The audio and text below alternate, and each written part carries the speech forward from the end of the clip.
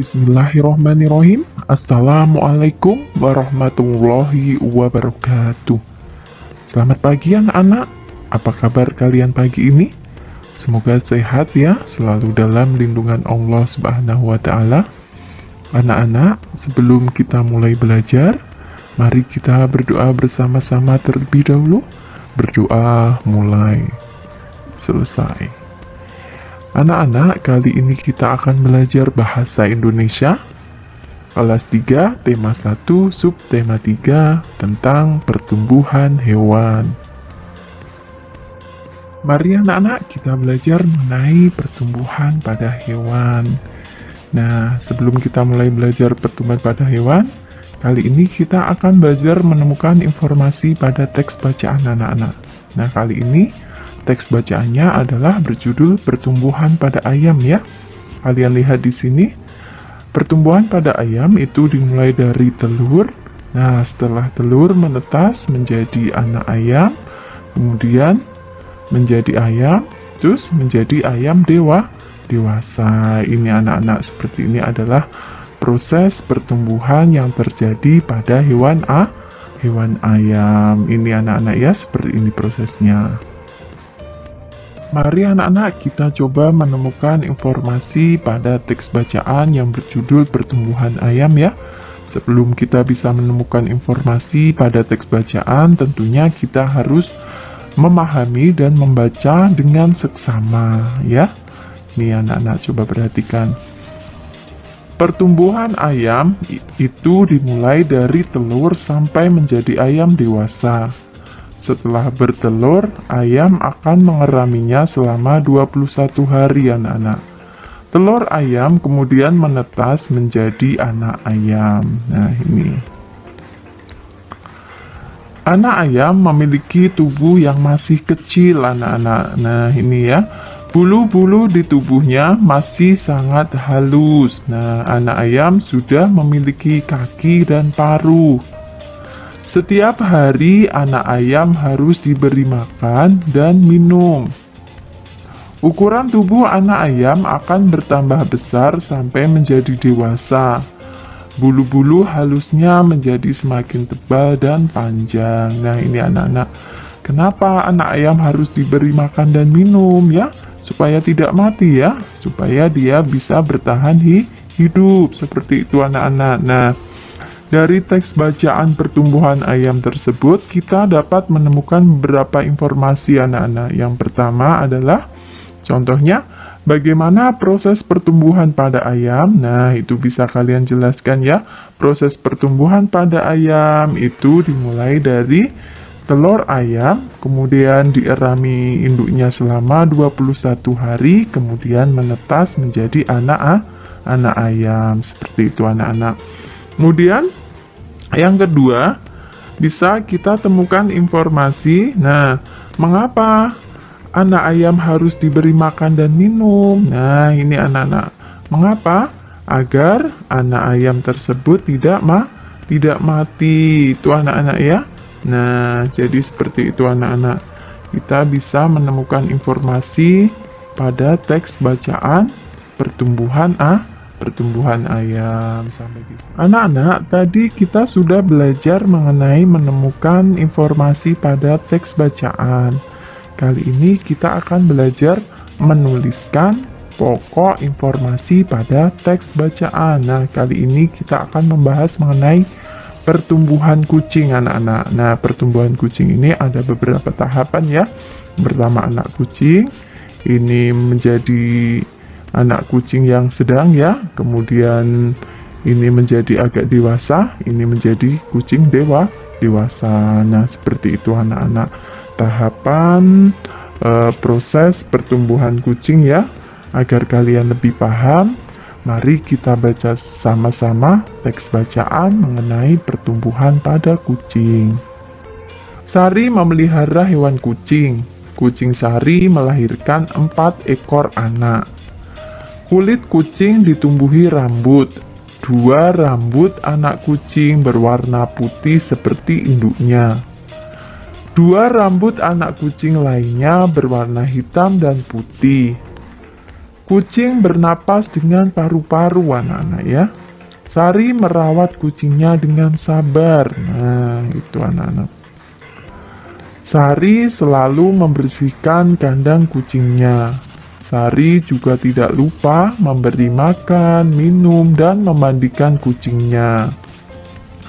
Sari menyayangi dan menjaga kucingnya. Kucing Sari tumbuh besar dan sehat. Kucing Sari mengalami pertumbuhan. Nah, itu ya anak-anak ya.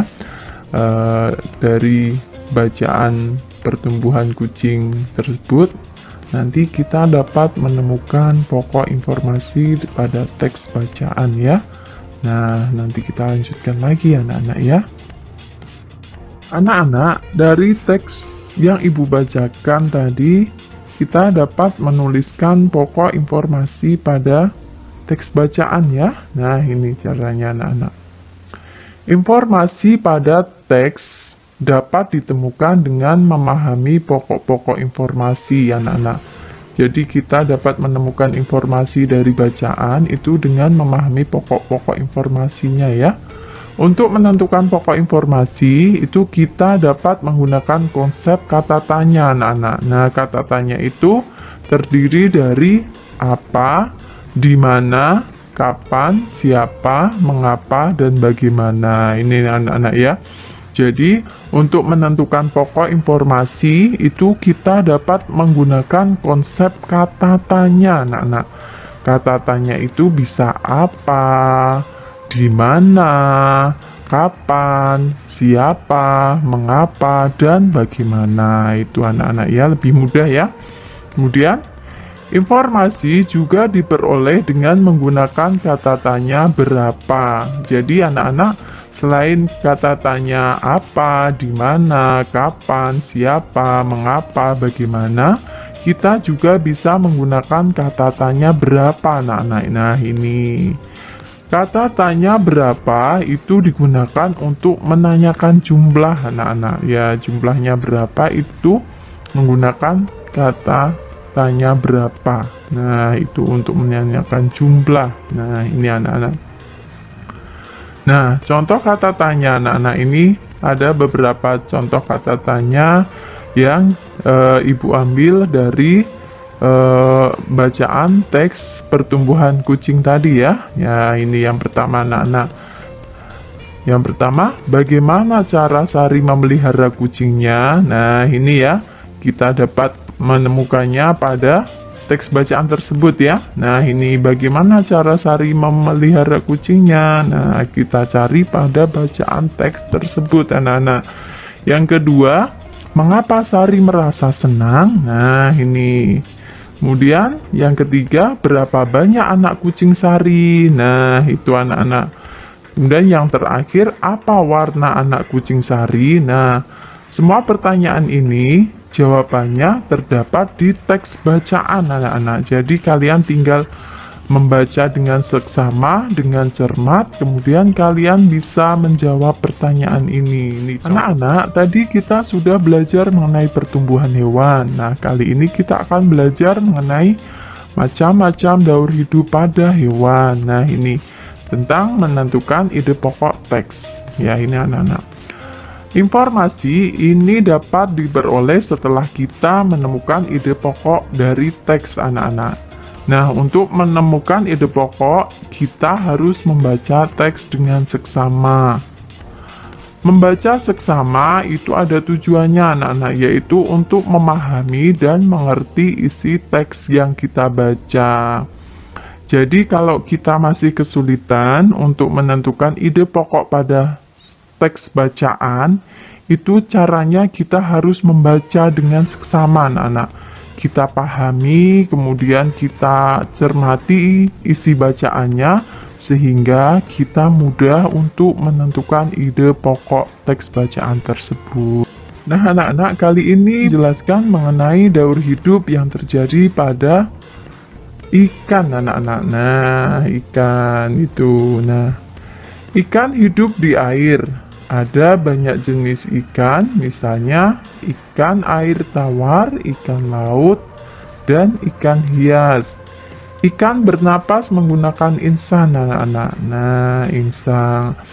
Ada pula ikan yang bernapas dengan paru-paru. Ikan bergerak dengan cara berenang menggunakan sirip. Jadi, ikan itu bergerak dengan cara berenang, anak-anak, dengan menggunakan siripnya ya.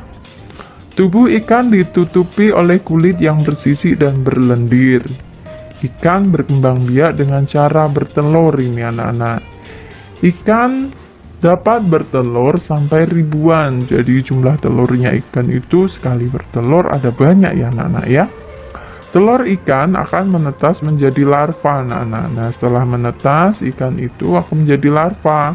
Larva tumbuh menjadi ikan kecil, kemudian menjadi ikan dewasa. Seperti itu, anak-anak, daur hidup pada ikan ya. Kemudian yang selanjutnya, anak-anak, ini adalah tentang daur hidup pada kupu-kupu ya. Tahu kupu-kupu ya? Suka kupu-kupu juga ya? Nah, ini anak-anak, ini kalian lihat. Ini adalah proses atau daur hidup yang terjadi pada kupu-kupu, anak-anak. Yang pertama ini ada telur ya. Nah, ini telur ya, telur, kemudian telur menjadi ulat, anak-anak. Nah, setelah ulat dia menjadi kepompong, kemudian menjadi kupu-kupu ya, anak-anak. Ini kupu-kupunya indah sekali ya. Seperti itu adalah proses daur hidup pada kupu-kupu. Jadi, kupu-kupu yang indah itu melalui beberapa tahapan, anak-anak, untuk menjadi kupu-kupu ya. Melalui beberapa proses, dari telur terlebih dahulu, kemudian menjadi ulat, menjadi kepompong, kemudian baru dia menjadi kupu. Seperti itu, anak-anak ya. Kita lanjutkan lagi, anak-anak. Kupu-kupu itu berkembang biak dengan cara bertelur, anak-anak. Telur kupu-kupu akan diletakkan pada daun. Nah, telurnya kupu-kupu ini biasanya terletak pada daun-daun ya, anak-anak ya.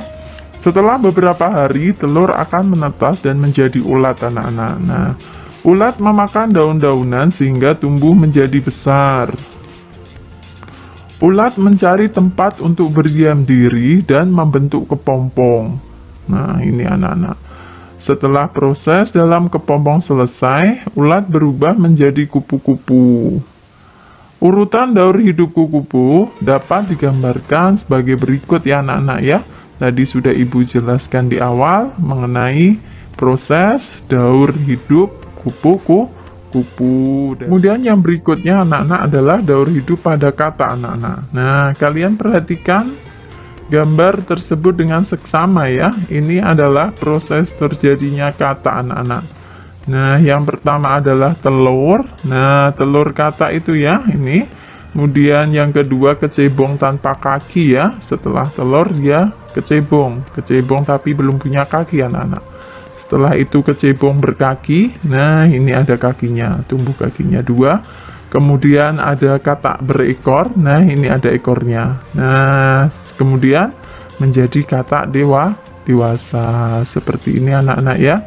Jadi pertumbuhan kata itu prosesnya seperti ini, anak-anak. Jadi telur, kemudian kecebong tanpa kaki, kecebong berkaki, katak berekor, kemudian menjadi katak dewasa. Seperti itu, anak-anak ya.